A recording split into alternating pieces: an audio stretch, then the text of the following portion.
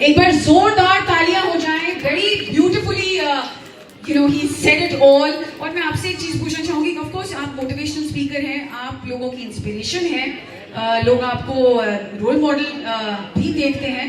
आपकी जहन में आपको जो जिसने प्रेरित किया वो कौन है, आपकी इंस्पिरेशन है? मैम देखिए, हमारे सामने हर रोज कोई ना कोई ऐसी चीज होती है, ऐसी घटना होती है, ऐसे लोग होते हैं। लाइक आप कुछ भी बनना चाहते हैं, there are so many things. कभी आपका मन करता है कि मैं इंडस्ट्री की तरफ जाऊं, कभी आपको वो लगता है कि मैं बिजनेस में जाऊं। तो जो लोग आपकी प्रेरणा बनते हैं, she can be my better half, she can be you, she can be my driver, she can be he or she can be anyone। जो हमें अपने उस रास्ते पे, जो मुझे आज दिखाई दे रहा है, गोल्स हमारे हर रोज बदलते हैं।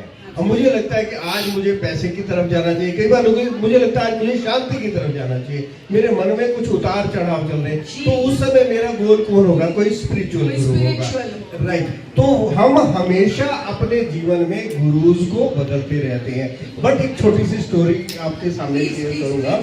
एक बार एक गधा जंगल में भाग रहा था, तो उसकी नजर एक शेर पर पड़ी, शेर की नजर गधे पर पड़ी। तो शेर ने देखा कि मेरे को शिकार मिल गया, और गधे ने देखा कि मैं शिकार होने वाला हूँ।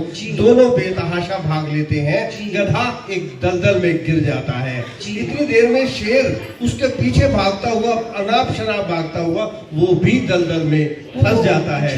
दोनों के दोनों दलदल से बाहर आने के लिए खूब मशक्कत करते हैं, हाथ पैर मारते हैं, बट इन मेन बहुत व्यर्थ होता है। जब वो हाथ पैर मार करके अपनी पूरी शक्ति लगा करके थक जाते हैं, तब गधा एकदम से कूल होता है और शेर, तुम्हारा कोई गुरु है, तुम्हारा कोई मेंटर है? शेर कहता है, मैं जंगल का राजा हूँ, मेरा कोई मालिक नहीं, मैं सबका मालिक हूँ। तो फिर गधा कहता है कि तुम गए, क्योंकि मेरा मालिक जब मैं अपने घर नहीं पहुंचूंगा तो मुझे ढूंढता हुआ आ जाएगा और मुझे निकाल करके ले जाएगा। पर क्योंकि तुम्हारा मालिक कोई नहीं है, इसलिए तुम्हें लेने कोई नहीं आएगा।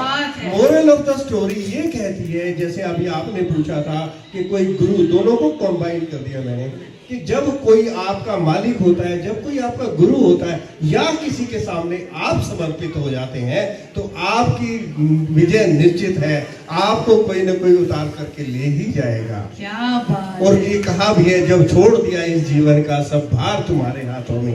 क्या होता है जब हम किसी ऐसी डिलेमा में होते हैं, किसी ऐसी स्थिति में होते हैं, तो किसी को अपना भार, अपने दोस्त को, मैं कहता हूँ किसी पेड़ के सामने जाकर के भी आप उसको हक करके कह दें कि आई नीड यू, और आज मुझे अपनी सारी बातें उसके सामने निकाल करके रख दो, तो वहां से भी आपको इंस्पिरेशन मिल जाएगी। और इसीलिए कहा है, जब छोड़ दिया इस जीवन में सबका सब भार तुम्हारे हाथों में, अब जीत तुम्हारे हाथों में और हार तुम्हारे हाथों में।